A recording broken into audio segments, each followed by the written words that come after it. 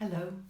Today's video is on breathing. Breathing for your lung function, breathing to help you manage your stress, to induce calm in your body, and sleep if you need help with sleep.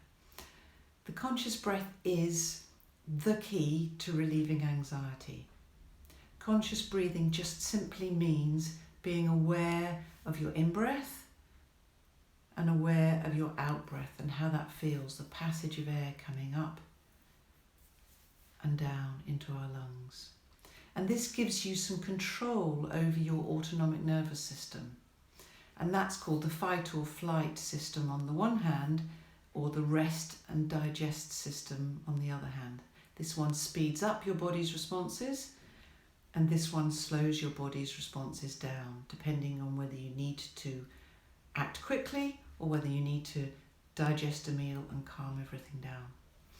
So you probably know we live in fight or flight an awful lot of the time. We have too many demands placed upon us, a lot of people in our lives, a lot of jobs to do for those people.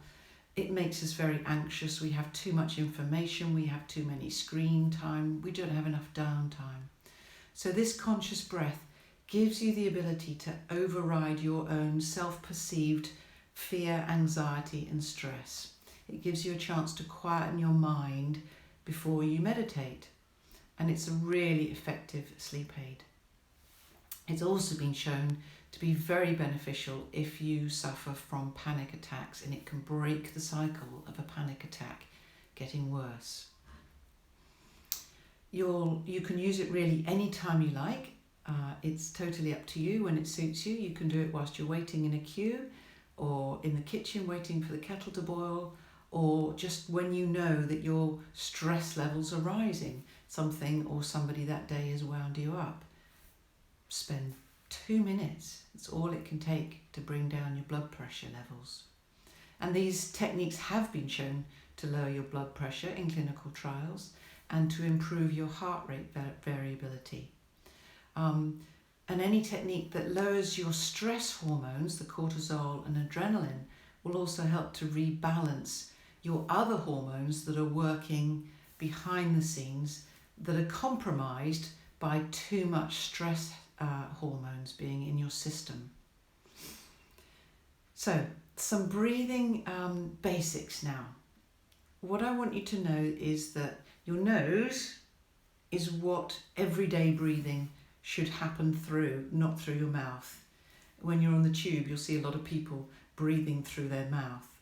The reason why we've got nose hairs and mucus in our nose is simply to trap the bacteria and the dirt so that we don't take it down into our lungs. It also warms the air and humidifies it, ready for the lung environment so that it becomes easy to transport the oxygen out of the air and into your red blood cells.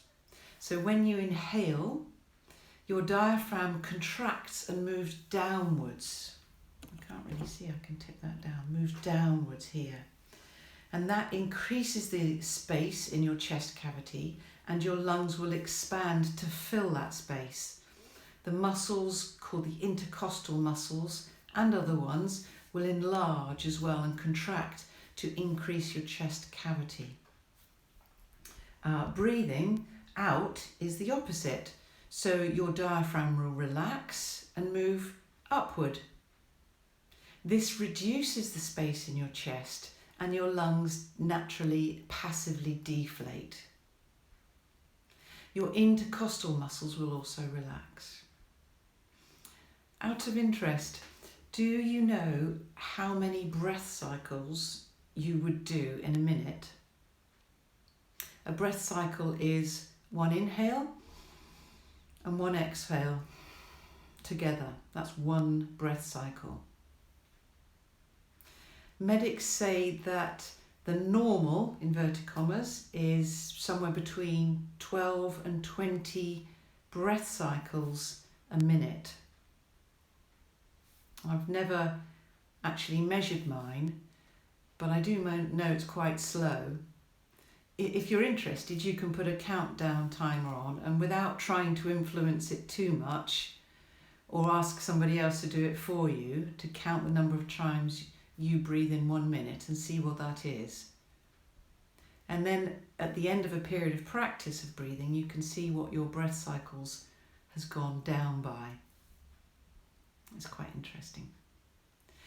If you're particularly interested in the benefits of slow breathing, there's a summary paper that I looked up online by Russo et al. In 2017, and the paper's entitled "The Physiological Effects of Slow Breathing in Healthy Individuals." And their study was looking back over many previous studies, which they did actually admit there weren't an awful lot, but they concluded by the end of their review that slow breathing and learning to slow your breath appears to be an effective means of maximizing your heart rate variability, lowering your blood pressure, and optimizing this autonomic nervous system that we have. And both of those things, all those things, have been shown to improve your life expectancy and to improve your life chances if you have disease conditions. So that was really positive, and I think a lot more research can be done on that. Anyway, let's do your techniques. I have 3 very simple, well-known techniques to share with you. I don't want you to strain when you do any of these. I want it to be really easy and relaxed. There must be no pain, no catching of your breath. I don't want you to rush. I don't want you to feel lightheaded or funny. If you do, just stop and just resume your normal breath. All right, and now, if now is not a good time for you to do these exercises, then just stop the video and come back and do it when you know you're not going to be disturbed. Okay, so the first breath is the belly breath, and that, if I stand up, is when we breathe from here and not from here. So if you put a hand on your belly and a hand on your chest, you'll begin to feel which hand is moving.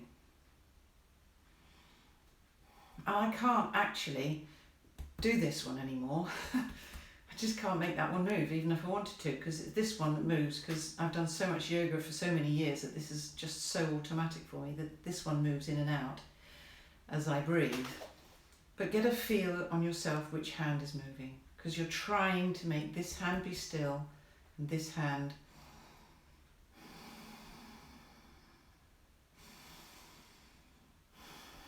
move. And if you're not sure on yourself, just ask somebody else to watch you when you know you're not being watched, or to watch other people and don't make them too aware that you're watching, and see where their breath comes from, and you can teach them some of these techniques too. Okay, that's just the first thing. Second thing is called a box breath, and this is done in the military for training, for calming people in stress situations. It's a box breath because it's all done to the count of 4. So you breathe in to the count of 4, you hold for the count of 4, you breathe out for the count of 4, and you hold an empty lung for the count of 4, and then you cycle again. So let's do it. So breathe in for the count of 4, hold, out, hold, in, hold,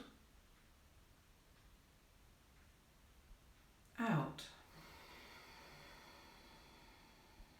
hold, in, hold, out, hold. And that's it. And you can play with that one, see if you like that one. The other and last one, very simply, is called the conscious breath. And we say conscious because I want you to think about it. I want you to bring all of your awareness to your breath, to where your lungs feel, to where the air feels as it comes in and it goes out. And you can count during this one as well. And this is the conscious breath that helps you to slow your breathing down. And we've talked about the health benefits of slowing your breath down. And you just simply count in your mind the breath in. And you don't have to hold at the top nor at the bottom, and then count the breath out. And over time and with practice, that just gets slower and slower. So let's do one now. I'll kind of show you on my fingers because I can't talk obviously and do it at the same time. So breathing in now.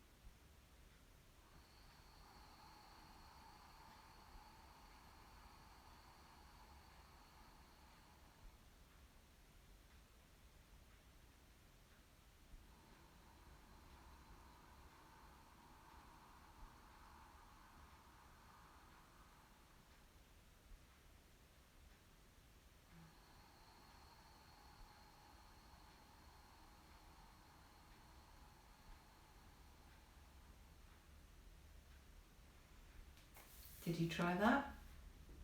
It seems a little bit forced to start with, but in time, and when you're on your own and doing it peacefully and you're not learning it, it's become automatic. You'll find it's incredibly peaceful. And you might even just need 3 or 4 or 5 cycles from that and you'll just fall asleep. And you'll certainly, I bet you feel different now just from doing this. I hope that just those few exercises and realizations, you'll give it a go and you'll give it a practice and reap all the benefits. Thank you.